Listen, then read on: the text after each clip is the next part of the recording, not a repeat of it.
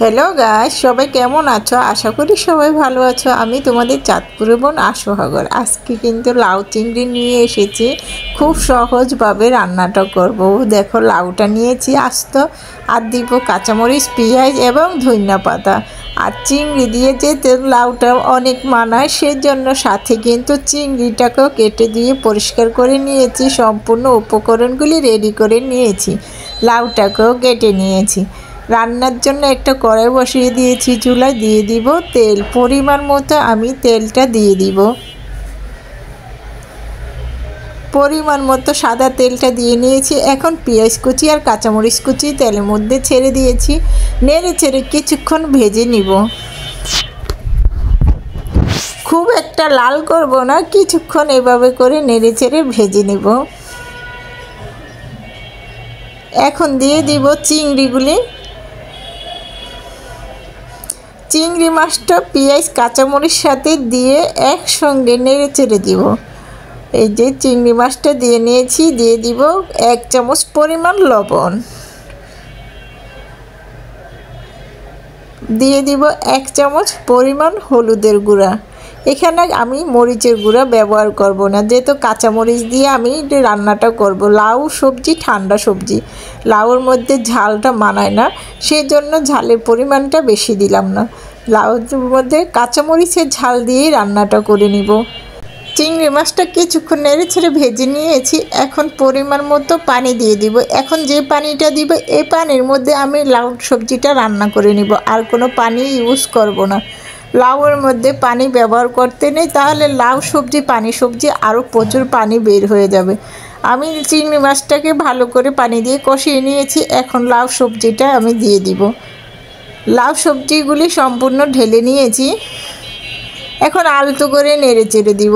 মনে হচ্ছে না কতগুলি লাউ, কিন্তু একদম অল্প হয়ে যাবে লাউগুলি।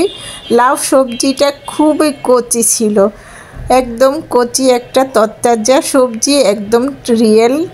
এক আঙ্কেল আমাকে এনে দিয়েছে তাদের বাড়ি থেকে। সেই লাউ দিয়ে রান্না করে রেসিপিটা আপনাদেরকে দেখাচ্ছি। অনেক মজা হয়েছিল।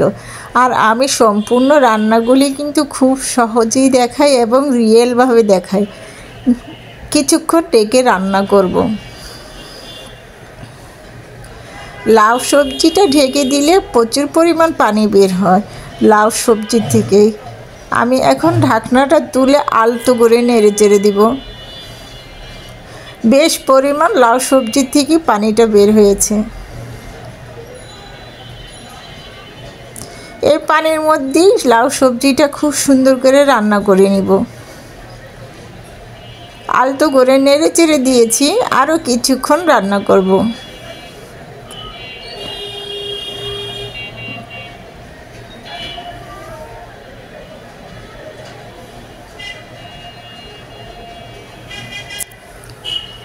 খুব সুন্দর করে নেড়ে চেড়ে মিশিয়ে নিয়েছি। আরও 10 মিনিট ঢেকে রান্না করব।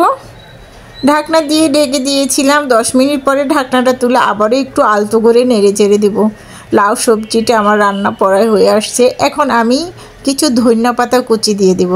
ধনিয়া পাতা কুচি দিলে কিন্তু অসাধারণ একটা ফ্লেভার আসবে এবং খেতে খুব ভালো লাগবে। লাউর সাথে ধনিয়াটা যায় খুবই ভালো।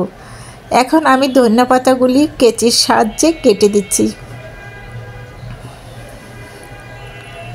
সম্পূর্ণ ধনিয়া পাতাটা আমি এভাবে করে কেটে দিয়ে দিব এবং খুবই সুন্দর করে ছোট ছোট পিস করে লাউর মধ্যে। এখন আমি লাউর মধ্যে ধনিয়া পাতাটাকে নেড়ে চেড়ে কিছুক্ষণ মিশিয়ে নেব।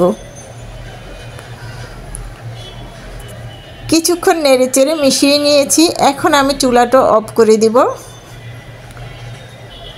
চুলাটা কিন্তু অফ করে দিয়েছি।